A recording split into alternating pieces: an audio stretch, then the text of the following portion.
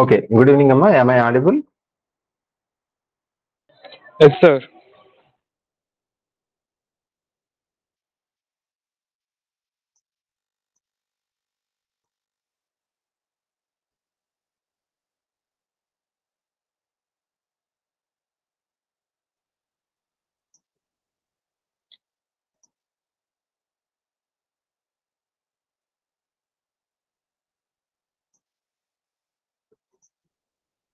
Okay. So morning మనం damped oscillations discuss చేసాం. ఓకేనా? ఆసిలేషన్స్ బేసిక్ గా మనకి సిలబస్ లో ఉన్నవి మూడమ్మా. నేను ఇక్కడ నోట్ చేశాను చూడండి ఒకసారి. సింపుల్ హార్మోనిక్ ఆసిలేటర్, అలాగే డాంప్డ్ హార్మోనిక్ ఆసిలేటర్. ఇప్పుడు మనం డీల్ చేయబోయేది ఫోర్స్డ్ ఆసిలేటర్. ఓకే. ఈ మూడు ఆసిలేటర్స్ లో సింపుల్ హార్మోనిక్ ఆసిలేటర్ అంటే ఆబ్వియస్లీ అది టెక్స్ట్ బుక్స్ లో మాత్రమే ఉంటుంది. అలాంటి ఆసిలేటర్ ప్రాక్టికల్ గా ఎక్కడ దొరకదు. అఫ్ కోర్స్ ఒక కాషన్, సింపుల్ హార్మోనిక్ ఆసిలేటర్ అంటే డెఫినేషన్ ఏం చెప్తాం? Restoring force always proportional to displacement but opposite in direction. Such an oscillator is what we call SHO. కానీ ఎస్హెచ్ఓకు ఉన్న ఇంపార్టెంట్ క్వాలిటీ థియరిటికల్ గా ఏంటంటే ఆంప్లిట్యూడ్ కాన్స్టెంట్ గా ఉండాలి, టైం తో పాటు చేంజ్ అవ్వదు. Energy obviously constant. అలా ఉండదుగా, ఏ ఆసిలేటర్ అలా ఉండదు. With time the amplitude decreases, ఎందుకంటే డిసిపేటివ్ ఫోర్సెస్ ఎప్పుడూ ఉంటాయి. సో డాంప్డ్ ఆసిలేటర్ లో ఆ ఎనర్జీని స్టీల్ చేసే కిల్లర్ ఎవరు చెప్పండి? power of minus PT. కాదమ్మా, అఫ్ కోర్స్ మీరు మ్యాథమెటికల్ గా చెప్పారు. అంటే క్వాలిటేటివ్ గా ఎవరు, who is responsible for loss of energy? Air resistance. Air resistance అనొచ్చు, లేకపోతే ఫ్రిక్షనల్ ఫోర్స్ అని కూడా వాడుతున్నాడు. అంటే వాడే పదాలు వేరువేరుగా ఉంటాయి. Frictional force or air resistance ఎలా అని అనొచ్చు, which depends on the velocity of the bob, not displacement.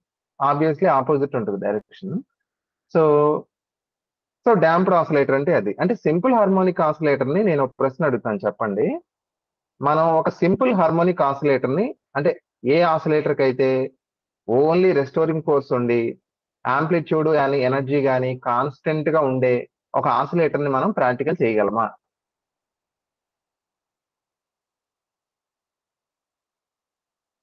అసలు అలాంటి ఆసిలేటర్ ని మనం ఊహించుకోవచ్చా?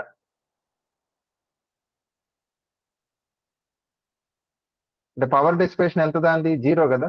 అసలు ఎనర్జీ లాస్ అనేది ఉండదు. ఒక్కసారి మనం ఆసిలేట్ చేయించి వదిలేస్తే అలా ఆసిలేట్ అవుతానే ఉంటుంది ఇండెఫినెట్ గా. వంశీ చెప్పమ్మా. ఫ్రీ స్పేస్ లా సార్, ఫ్రీ స్పేస్. స్పేస్ లో, వెరీ గుడ్. మనం వాక్యూమ్ లో గనక ఒక ఆసిలేటర్ ని సస్పెండ్ చేసి సేమ్ మెయిన్ పొజిషన్ నుంచి డిస్ప్లేస్ చేసి వదిలేస్తే వాక్యూమ్ లో ఎయిర్ ఉండదు, కాబట్టి దెర్ ఈస్ నో డిసిపేటివ్ ఫోర్స్. అలాంటి సందర్భంలో you can have the oscillator oscillating for a indefinite period of time. Okay. కానీ మనం అలా చెయ్యం కదా. సో జనరల్ గా మనకి టెక్స్ట్ బుక్స్ లో ఉంటాయి సింపుల్ ఆసిలేటర్స్. ప్రాక్టికల్ గా మనం చూసేటివన్నీ కూడా ఆటమ్స్, మాలిక్యూల్స్, లేకపోతే ఏ సిస్టమ్ లో రియల్ లైఫ్ లో మనం చూసే ఆసిలేషన్స్ అన్ని కూడా డాంప్డ్ ఆసిలేషన్సే. ఓకేనా? Now coming to the third type of oscillation, forced oscillation. ఇప్పుడు ఈ మూడిట్లో సింపుల్, డాంప్డ్ ఒక టైప్, ఫోర్స్డ్ అనేది వేరే ఇంకో రకం. ఎందుకంటే మీకు సింపుల్ హార్మోనిక్ ఆసిలేటర్ అయినా డాంప్డ్ ఆసిలేటర్ అయినా సరే, ఆసిలేషన్స్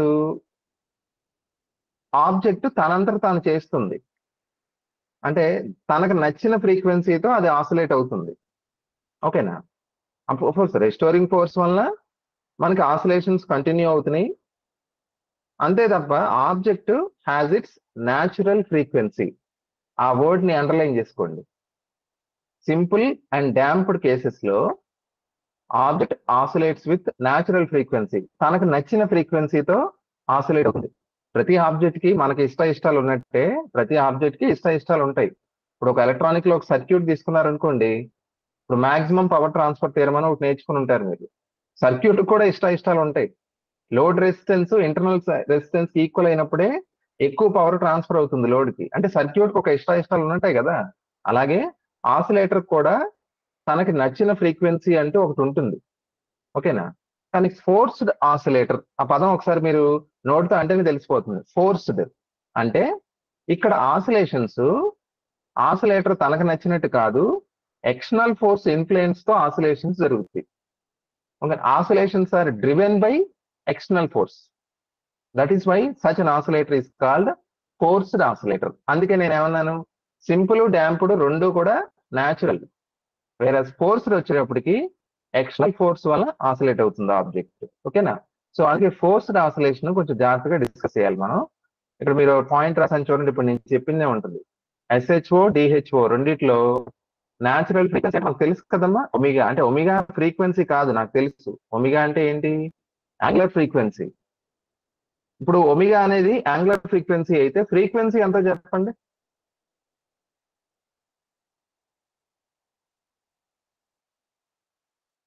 ఫ్రీక్వెన్సీ ఎంత అవుద్దమ్మా? ఫార్ములా ఏం చెప్పాను? Omega is equal to 2π mu అని చెప్పాను కదా. సో మ్యూ అంటే ఫ్రీక్వెన్సీ కదా, ఇక్కడ రాస్తున్నాను చూడండి. మామూలుగా ఒమిగా అనేది angular frequency that is given by 2π mu, అంతే కదా, 2π mu. So mu is equal to, mu అంటే ఫ్రీక్వెన్సీ ఎంత అవుతుంది? Omega by 2π. సో యాంగులర్ ఫ్రీక్వెన్సీని 2πతో డివైడ్ చేస్తే you will get the actual frequency. ఓకేనా? కాకపోతే మనం ఒమిగాని ఫ్రీక్వెన్సీ అని ప్రొనౌన్స్ చేసేస్తాం, అంటే ప్రపోర్షనేట్ గా ఉంటది కదా, దాన్ని 2πతో డివైడ్ చేస్తే వచ్చేది ఫ్రీక్వెన్సీ కదా. సో యాంగిల్ ఫ్రీక్వెన్సీని ఒక్కోసారి మనం ఫ్రీక్వెన్సీ అని ప్రొనౌన్స్ చేస్తాం, దాన్ని వేరేలా అనుకోకూడదు. ఓకేనా? సో న్యాచురల్ ఫ్రీక్వెన్సీ ఎంత అంటే మనందరికీ తెలుసు, ఒమిగా. ఓకేనా? ఇప్పుడు దాకా డిస్కస్ చేసిందే కదా. తర్వాత పాయింట్ గుర్తుందా మీకు? డాంపింగ్ వల్ల ఈ ఫ్రీక్వెన్సీ ఏమవుతుంది?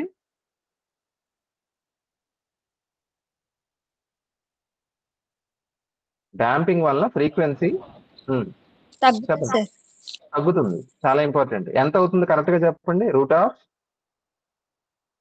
Omega square minus B square. Very good. Time period ఏమవుతుంది? పెరుగుతాయి సార్. సో ఫోర్స్డ్ ఆసిలేటర్ లో చూడండి, ఇక్కడ నేను అన్నాను కదా ఎక్స్టర్నల్ పీరియాడిక్ ఫ్రీక్వెన్సీ.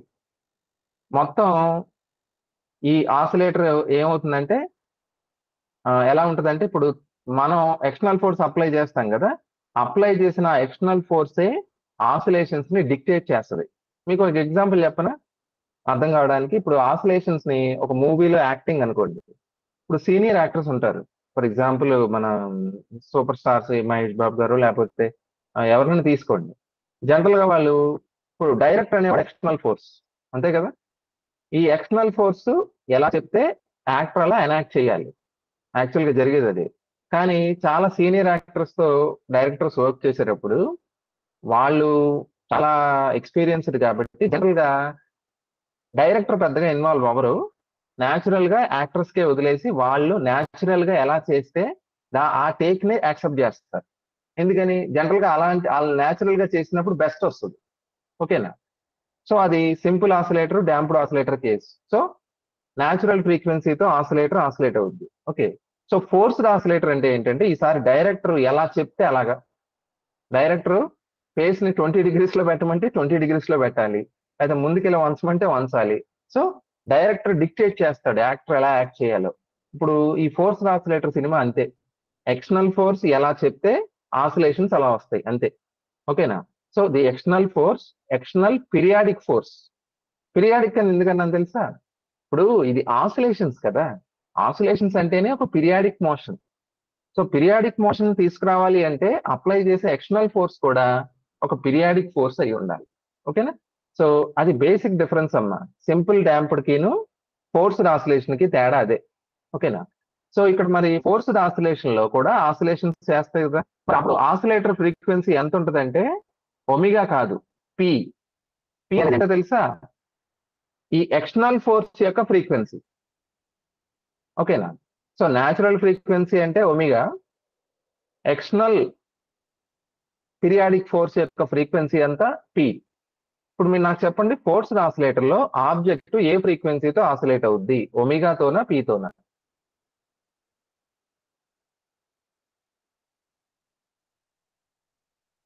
అదేంటండి అంత ఆలోచిస్తున్నారు? ఇప్పుడు దాకా చెప్పింది అదే కదా. ఒమేగాతో ఆసిలేట్ అవుద్దా, పీతో ఆసిలేట్ అవుద్దా? P తోటే పీతోనే అవుతుంది. కదా. ఇప్పుడు డైరెక్టర్ చెప్పినట్టు హ్యాక్ చేయాలి కదా జూనియర్ యాక్టర్ అయితే. So P sir, పీతో P. Oscillate అవుతుంది. సో చూడండి ఇక్కడ డిఫరెన్షియల్ ఈక్వేషన్స్ రాసాం కదా, ఊరినే రాస్తున్నాం, ఇవి ఎక్కువగా అడగరు కానీ మనం సింపుల్ కి రాసాం, డాంప్డ్ కి రాసాం, ఇప్పుడు ఫోర్స్డ్ కూడా రాస్తున్నాం. ఏంటా equation? d2x/dt² plus 2b dx/dt damping వల్ల వచ్చిన టర్మ్ ఇది, ప్లస్ ω²x ఏమో రెస్టింగ్ ఫోర్స్ వల్ల వచ్చిన టర్మ్. ఇప్పుడు కొత్తగా ఎప్పుడు జీరో ఉండేది రైట్ సైడ్, మీరు అబ్జర్వ్ చేయండి. ఇప్పుడు జీరో లేదు, ఎఫ్ సైన్ పిటి వచ్చింది. This is nothing but external periodic force. Okay. తర్వాత డిస్ప్లేస్మెంట్ కి ఈక్వేషన్ ఇక్కడ రాస్తాను. ఇప్పుడు నేను కంపారిజన్ రాస్తానే, 3 రాస్తాను పక్క పక్కన. SHO డిస్ప్లేస్మెంట్ ఈక్వేషన్ చెప్పండి. x is equal to a omega t plus phi. Okay, very good. Next DHO A x e equal power of X minus is bt sin equal to A into e power of minus 2bt sin under root b square minus omega square b square into t plus అంతే కదా. pi sir. ఇప్పుడు మన force oscillator Bommarillu సినిమాకి వద్దాం. బొమ్మరిల్లు సినిమాలో x equal to A sine PT minus theta. మీరు ఎస్హెచ్ఓని ఎఫ్ఓని కంపేర్ చేయించాలి. మిగిలిన మధ్యలో డిహెచ్ఓని అక్కర్లా, డిహెచ్ఓ సేమ్ కదా, జస్ట్ రెసిస్టెన్స్ వలన కొంచెం ఎనర్జీ లాస్ ఉంటుంది అంతే. ఈ రెండు కంపేర్ చేస్తే ఈక్వేషన్స్ మీకు అర్థమవుతుంది. సింపుల్ ఆసిలేటర్ లో యాంప్లిట్యూడ్ ఎంత? స్మాల్ ఏ, ఇక్కడ క్యాపిటల్ ఏ. క్యాపిటల్ ఏకి ఒక ఫార్ములా ఉంది, ఇక్కడ చూడండి ఏం రాస్తాం. Capital A is nothing but the amplitude of forced oscillator. అది ఎంత అంటే small F by square root of ω² minus p² whole square plus 4b² p². Next అసలు అది కాదు డిఫరెన్స్. ఎవరైనా చెప్పండి, మెయిన్ డిఫరెన్స్ రెండు ఈక్వేషన్స్ ని చూడగానే మన కళ్ళకి ఎమ్మటే కనిపించాల్సింది ఏంటి? స్మాల్ ఏ బదులు క్యాపిటల్ ఏ ఉంది సార్, అది కాదు. చెప్పండి ఎవరైనా. SHO లో అయితే ఒమేగా టీ ప్లస్ 5 ఫ్రీక్వెన్సీలో చేంజ్ వచ్చింది చూసారా. మనం టీ యొక్క కోఎఫిషియంట్ నే కదా ఫ్రీక్వెన్సీ అంటున్నాం, of course angular frequency. Simple oscillator లో అది ఒమేగా, అంటే ఆబ్జెక్ట్ తన న్యాచురల్ ఫ్రీక్వెన్సీతో తనకు నచ్చినట్టు ఆసిలేట్ అయింది. ఇక్కడ డైరెక్టర్ వచ్చేసాడు పి. సో ఇక్కడ ఫ్రీక్వెన్సీ ఎంత? ఫోర్స్ ఆసిలేటర్ది ఒమేగా కాదు, పి. పి అంటే ఎక్స్టర్నల్ ఫోర్స్. సో తేడా అబ్జర్వ్ చేశారా? ఇక్కడ అయితే ఒమేగా, ఇక్కడ P. So here the object or the oscillator oscillates with the frequency of the external periodic force. Okay. Theta is equal to formula వచ్చింది చూసారు. Theta అంటే phase difference అమ్మా, tan inverse 2bp by ω² minus p². Phase difference అన్నారు sir, దేని మధ్య phase difference sir అంటే apply చేసిన external force కిను వచ్చే డిస్ప్లేస్మెంట్ కి మధ్య ఉన్న ఫేజ్ డిఫరెన్స్. అంటే ఒక విధంగా చెప్పాలంటే డైరెక్టర్ చెప్పేదానికి యాక్టర్ యాక్ట్ చేసేదానికి మధ్య కొంత ఫేజ్ డిఫరెన్స్ ఉంటుంది. ఎగ్జాక్ట్ గా ఫేజ్ లో ఉండరు. ఓకేనా. ఆ ఫేజ్ డిఫరెన్స్ కి expression theta is equal to tan inverse of 2bp by ω² minus p². ఇక్కడ బి అనేది వస్తానే ఉంటది. ఎందుకని? ఇది ఫోర్స్ ఆసిలేటర్ అయినా కూడా డాంపింగ్ ఉంటుంది కదా, ఎలాగో డిసిపేటివ్ ఫోర్సెస్ ఖచ్చితంగా ఉంటాయి. సో బి అనేది ఎలాగో ఉంటుంది డాంపింగ్ వలన. ఇప్పుడు అదనంగా మనకు వచ్చింది ఏంటంటే డైరెక్టర్ వచ్చాడు సినిమాలోకి, ఎక్స్టర్నల్ పీరియాడిక్ ఫోర్స్. ఓకేనా. దాని ఫ్రీక్వెన్సీ అంతా పి. ఇక్కడ చాలా చాలా ఇంపార్టెంట్ టాపిక్ రెజొనెన్స్ అమ్మ. రెజొనెన్స్ అనే టాపిక్ ఫిజిక్స్ లో చాలా బేసిక్ టాపిక్. ఇది మీరు ఇంటర్మీడియట్ లెవెల్లో కూడా నేర్చుకుని ఉంటారు.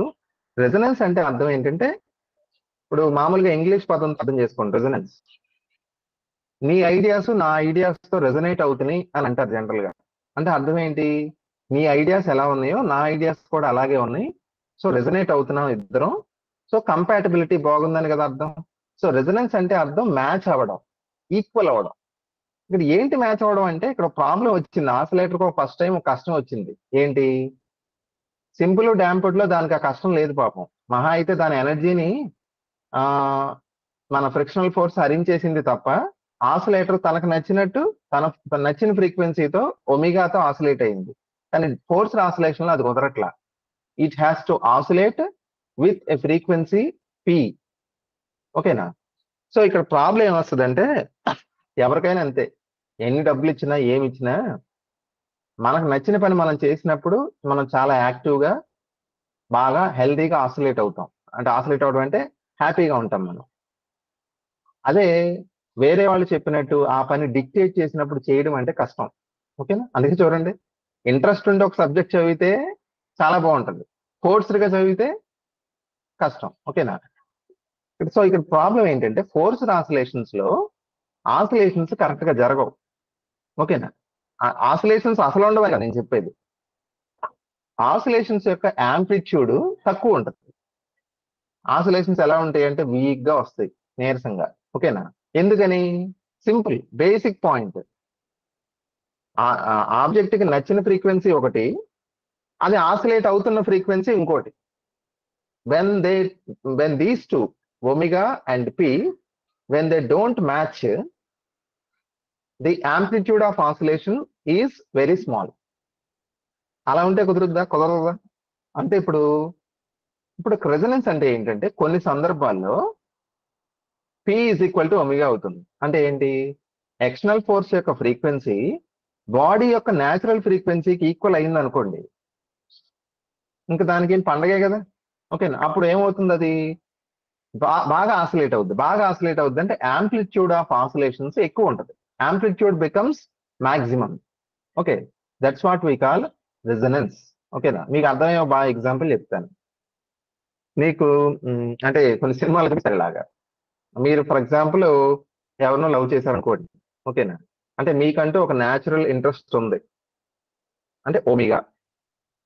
అలా కాదు, ఇంట్లో ఒక అరేంజ్ మ్యారేజ్ సెట్ చేసి పెట్టారు. ఓకేనా? అంటే ఫోర్స్డ్ ఆసిలేషన్. ఓకేనా? అంటే ఇక్కడ నా ఉద్దేశం సోకాల్ లవ్ మ్యారేజ్ మంచి ఇది నెగిటివ్ కాదు, ఎగ్జాంపుల్ కోసం చెప్తున్నాను అంతే. ఓకే, సో న్యాచురల్ ఫ్రీక్వెన్సీ అంటే మీరు లవ్ చేసిన అబ్బాయో అమ్మాయో సంథింగ్, మీ పేరెంట్స్ అరేంజ్డ్ మ్యారేజ్ చేసిన వాళ్ళు పీ కదా. మ్యాచ్ అవనప్పుడు జనరల్ గా మనం ఫ్యూచర్ ఎలా ఉంటుందని పక్కన పెట్టండి, ఆ మూమెంట్ లో మనం హ్యాపీగా ఉంటాం కదా, when omega is not equal to P. అలా కదా ఒక మూవీలో ఏం చూపిస్తారు, సర్ప్రైజ్, హీరో నేను ఎవరినో లవ్ చేసాను వద్దంటాడు, పెళ్లి చూపులకు కూడా రాడు. కానీ పెళ్లి చూపులకు బలవంతంగా వెళ్ళి కూర్చోబెడితే సడన్ గా ఎవరు వస్తారంటే తను ఎవరినైతే లవ్ చేశారో ఆ అమ్మాయో అబ్బాయో ఎదురుగుండా వచ్చి ప్రత్యక్షం అయ్యాడు అనుకోండి. అంటే అది ఏ కేసు? అది P is equal to omega. ఓకేనా? అలా అయినప్పుడు ఏమవుతుంది, ఇంకా వాడు ఆసిలేటర్ వాడి మొహంలోనే తెలిసిపోద్ది కదా, ఆసిలేషన్స్ యాంప్లిట్యూడ్ ఎక్కువ అయిపోతుంది. ఓకేనా? So that's what we call resonance. So resonance అనేది చాలా ఇంపార్టెంట్ టాపిక్ అమ్మా. రెజొనెన్స్ అనేది ఇక్కడ మనం మాట్లాడుకున్నది మెకానికల్ రెజొనెన్స్, నేను చెప్పేది ఆసిలేషన్స్ విషయంలో. ఆప్టికల్ రెజొనెన్స్ ఉంటుంది. ఓకేనా? ఎలక్ట్రాన్స్ ఎగ్జైటేషన్స్ డిఎగ్జైటేషన్స్ జరుపుతుంటాయి కదా, అవి అలా జరపాలంటే ఆ ఎనర్జీ లెవెల్స్ డిఫరెన్స్ కి సరిసమానమైన పోటాన్ని మనం ఇవ్వాలి. తక్కువ ఇచ్చినా ఎక్కువ ఇచ్చినా తీసుకోదు ఎలక్ట్రాన్, అంటే రెజొనెన్స్ కావాలి అక్కడ కూడా. ఓకేనా? So resonance is a very broad concept అండి, మనం ఇక్కడ ఓన్లీ మెకానికల్ పర్స్పెక్టివ్ లోనే డీల్ చేస్తున్నాం. ఓకేనా? సో పాయింట్ అర్థమై ఉంటుంది. External force frequency p is equal to omega అయితే మనకి ఆబ్జెక్ట్ బాగా ఆసిలేట్ అవుతుంది. సో ఇక్కడ మనం రెజొనెన్స్ కి కండిషన్ రాయాలన్నా, నేను ఇప్పుడు ఏం చెప్పాను, resonance condition P is equal to omega అని చెప్పాను. అది ఎగ్జాక్ట్ కండిషన్ కాదు, యాక్చువల్ గా అప్రాక్సిమేట్ కండిషన్. ఎందుకు అప్రాక్సిమేట్ కండిషన్ సార్? వినడానికి కూడా చాలా బాగుంది, ఈజీగా అర్థమవుతుంది. ఎక్స్టర్నల్ ఫోర్స్ ఫ్రీక్వెన్సీ న్యాచురల్ ఫ్రీక్వెన్సీకి ఈక్వల్ అయితే అదే కదా రెజొనెన్స్ వచ్చే సందర్భం అంటే. కానీ ఇక్కడ ప్రాబ్లం ఉంది. ఏమైంది ప్రాబ్లం? అది నేను ఏమన్నాను, డాంపింగ్ వల్ల ఫ్రీక్వెన్సీ మారుతుందని చెప్పాను కదా, తగ్గుతుంది ఫ్రీక్వెన్సీ. సో డాంపింగ్ కూడా ఉంది కాబట్టి రెజొనెన్స్ కి exact condition P equal to omega కాదు. ఓకేనా? ఏంటి కండిషన్?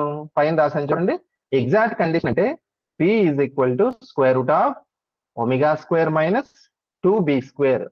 దీన్ని మనం ఏమంటాం అంటే రెజొనెన్స్ ఫ్రీక్వెన్సీ అంటాం. యాక్చువల్ గా ఇది రెజొనెన్స్ ఫ్రీక్వెన్సీ కాదు, రెజొనెన్స్ ఫ్రీక్వెన్సీ ఎంత అని చెప్పాలి, root of omega square minus 2b² by 2π అని చెప్పాలి కరెక్ట్ గా చెప్పాలంటే. ఎందుకని? యాంగులర్ ఫ్రీక్వెన్సీని 2πతోనే భాగిస్తేనే కదా ఫ్రీక్వెన్సీ వచ్చేది, కానీ మామూలుగా ఇలా మాట్లాడతాం. ఓకేనా? సో రెజొనెన్స్ వచ్చినప్పుడు ఏమవుద్దు చూడండి, ఇక్కడ ఏం మాక్సిమం అవుతుంది అని అడుగుతారమ్మా. యాంప్లిట్యూడ్ అనేది బికమ్స్ మాక్సిమం, అది గుర్తుపెట్టుకోవాలి. ఓకేనా? When resonance occurs amplitude of oscillator becomes maximum, ఎక్కువగా ఆసిలేట్ అవుతుంది. ఓకేనా? కాదు ఇక్కడ ఈ కాన్సెప్ట్ ని యాంప్లిట్యూడ్ రెజొనెన్స్ అంటాం. ఎందుకని? యాంప్లిట్యూడ్ మాక్సిమం అవుతుంది కాబట్టి that is called amplitude resonance. Velocity resonance అనే టాపిక్ కూడా ఉంది. ఓకేనా? వెలాసిటీ రెజొనెన్స్ లో ఒక పర్టికులర్ ఫ్రీక్వెన్సీ దగ్గర అంటే పి సంథింగ్ ఈక్వల్ అయినప్పుడు వెలాసిటీ మాక్సిమం అవుతుంది. అది ఇంకో టాపిక్ అది. కానీ మన జనరల్ గా amplitude resonance important. Okay, so చూడండి. సో రెజొనెన్స్ ఫ్రీక్వెన్సీ ఎంత అంటే ఎలా చెప్పాలమ్మా? p/2π అని చెప్పాలి. అది ఎంత అవుతుంది? √ω² - 2b²/2π. అంటే అప్రాక్సిమేట్ గా చెప్తే p = ω అన్న. డాంపింగ్ కూడా ఉందనుకుంటే p = √ω² - 2b². ఇది గుర్తుండాలి. ఓకేనా? మరి యాంప్లిట్యూడ్ మాక్సిమం అవుతుంది అంటున్నారు కదా సార్. ఆ మాక్సిమం వాల్యూ ఎంత అంటే ఇంత. ఇక్కడ ఉంది కదా, what is that maximum value అంటే Amax = f/2bp. ఓకేనా? ఇక్కడ మీరు విషయం అబ్జర్వ్ చేయండి. డినామినేటర్ లో b ఉంది కదా, బీని ఏమంటారండి అని చెప్పండి. What is B?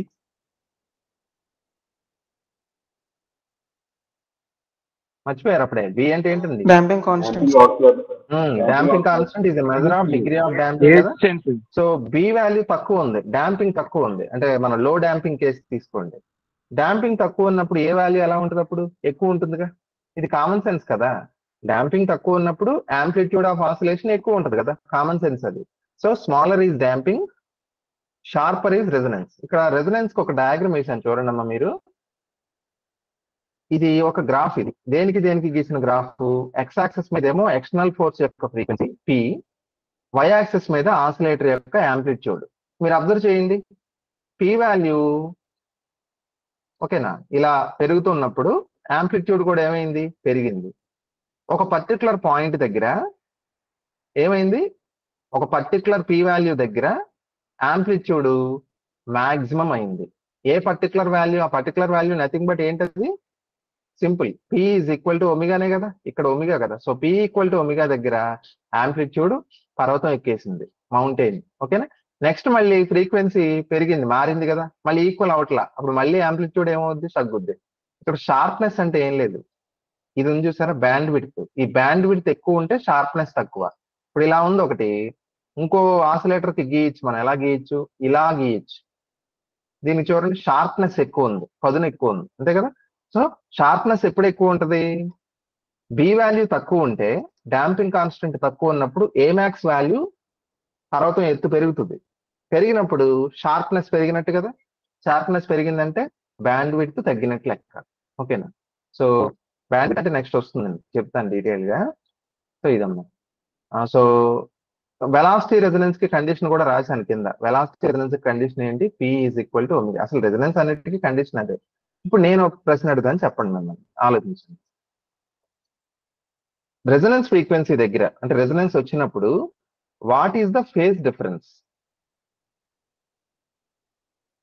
Phase difference ఎంత ఉంటుంది? నేను ఒక 1 minute టైం ఇస్తాను, ఆలోచించండి.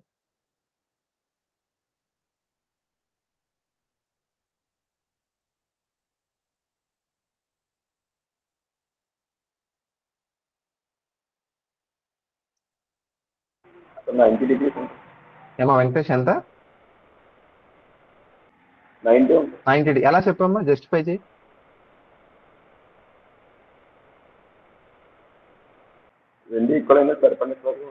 గట్టిగా చెప్పమ్మా.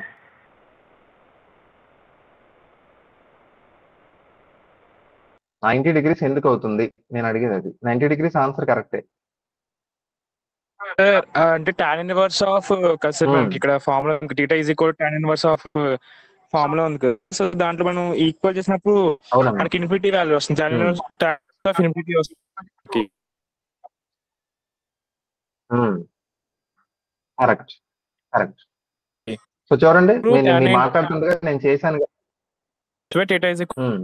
ఓకే, కరెక్ట్ అమ్మా. ఇక్కడ చూడండి, నేను ఈక్వేషన్ కూడా చేశాను మీకు.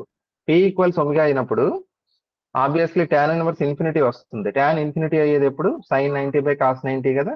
సో 1/0. సో రెజొనెన్స్ దగ్గర at the point of resonance the phase difference is 90 అంటే phase difference between the driving force and the displacement. ఓకేనా? 90 ఉంటుంది phase difference. Okay, next.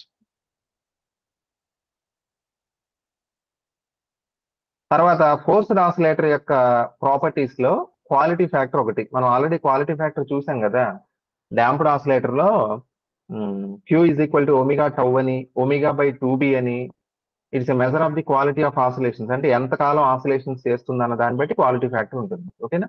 Relaxation factor ఎక్కువ ఉంటే క్వాలిటీ ఫ్యాక్టర్ ఎలా ఉంటుందండి? ఎక్కువ ఉంటుంది. ఎక్కువ ఉంటుంది. Very good, very good. Damping constant ఎక్కువ ఉంటే ఎక్కువనే ఉంటుంది సార్.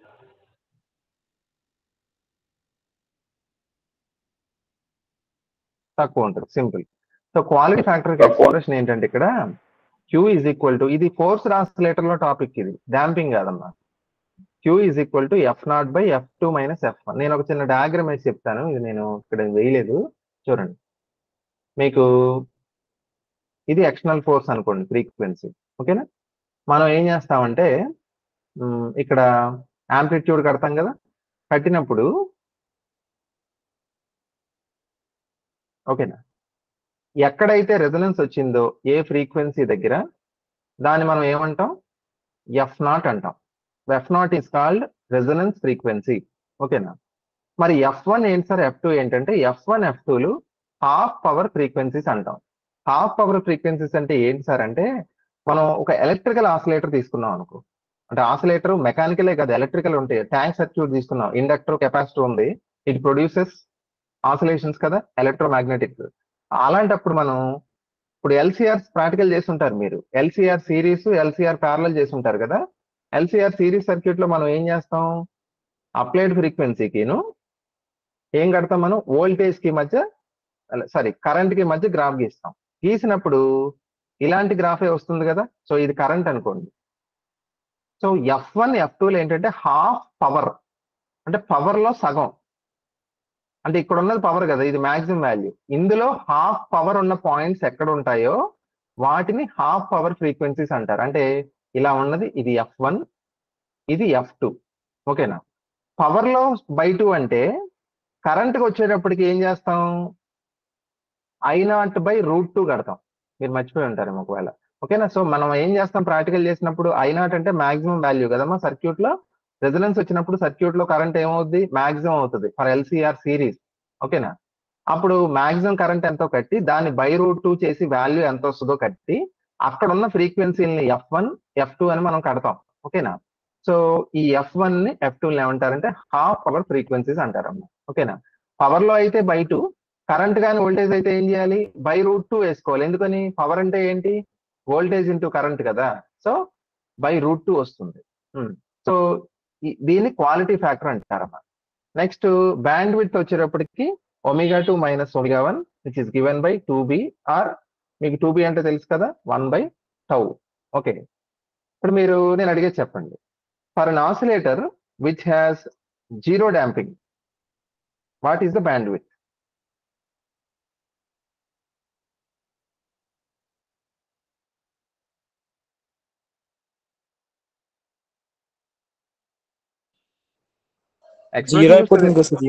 జీరో అవుతుంది.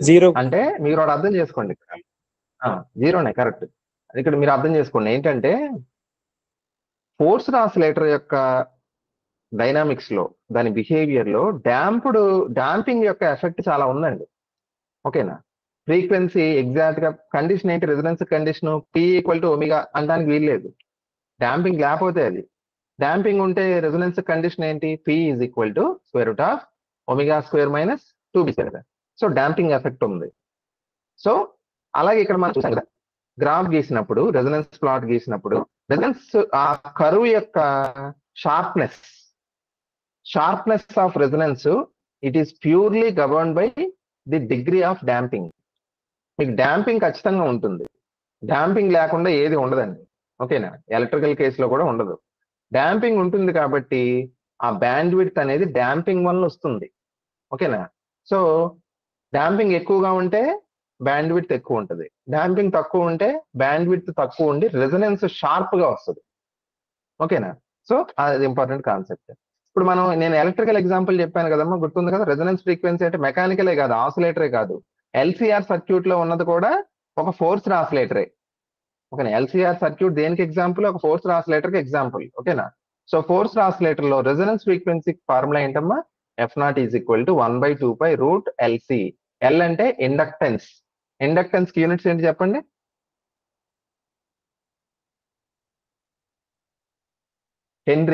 హెన్రీలో కొలుస్తాం ఇండక్టెన్స్ ని. కొన్ని పాయింట్స్ లేకపోతే నోట్ చేసుకోండి అమ్మా. Inductance L is measured in henries. C అంటే ఏంటి? కెపాసిటెన్స్ కదా. కెపాసిటెన్స్ ఎందులో కొలుస్తాం?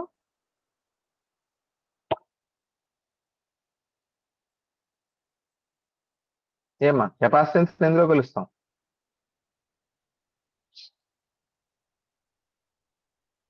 ఏంటండి కామెడీ చేస్తున్నారా?